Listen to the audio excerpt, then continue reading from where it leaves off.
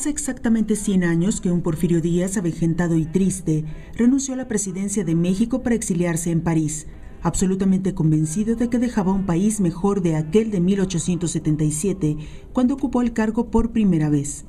Aunque durante muchos años Porfirio Díaz fue visto como un villano, a 100 años de su partida podemos poner en la balanza parte de su legado y empezar a verlo como un hombre de su tiempo que pavimentó el camino para el México del siglo XX. ¿Cuál es el principal legado económico político de Porfirio Díaz? Durante el siglo XIX, México fue un país pobre y sobre todo México tuvo un Estado central pobre.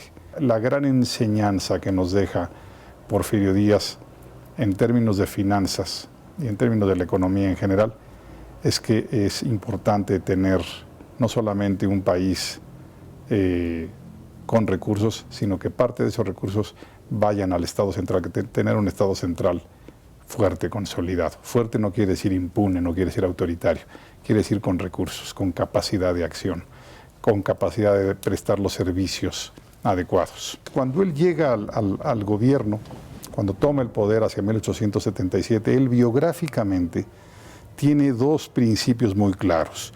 Uno, en contra del santanismo, que México no debe tener gobiernos efímeros, gobiernos irresponsables. Uno puede decir lo que sea de Porfirio Díaz, que fue un hombre autoritario, que no le interesaba la democracia, pero no puede decir uno que fuera irresponsable.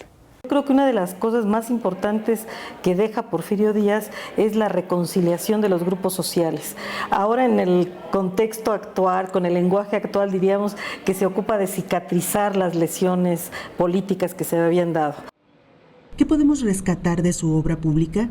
Se empezaron con el porfiriato a rehabilitar minas, a rehabilitar puertos, a establecer ferrocarriles, pero también se hicieron las primeras grandes construcciones urbanas, con lo cual se le quitó a la Ciudad de México esa imagen conventual, colonial de Ciudad Vieja. Tenemos la construcción del edificio de Correo Mayor, el inicio de la construcción del Palacio de Bellas Artes, ¿no? El Palacio de Comunicaciones, este edificio donde ahora es el Museo Nacional de las Artes, o el diseño de colonias como la colonia, desde las destinadas a obreros, como podría ser la colonia Guerrero, Vallejo, que son colonias ya diseñadas para ser habitadas, o la Santa María la Ribera, o bien colonias ya destinadas a grupos sociales más altos, como podría ser la Roma, la Juárez, ¿no? Estas otras colonias que ya están bajo un diseño muy particular,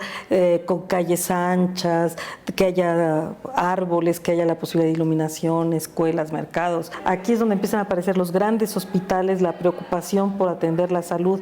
Todavía el Estado no se hace responsable de esta parte, pero ya empiezan a preocuparse. Por ejemplo, en el caso de la Ciudad de México, la creación del Hospital General, ¿no? Como una obra verdaderamente impresionante de principios del siglo XX, o la Castañeda, el manicomio, que se inaugura en 1910 como parte de los festejos del centenario de la independencia. La construcción del Lecumberri, de la penitenciaría, con una idea muy moderna de una cárcel que cubriera necesidades del momento.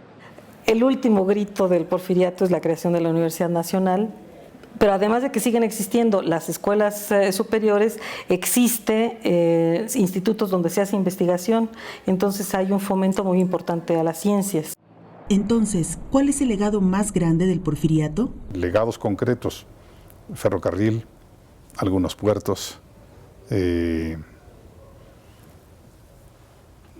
pero también nos dejó una cierta aversión por la democracia, como si la democracia fuera un poco inútil.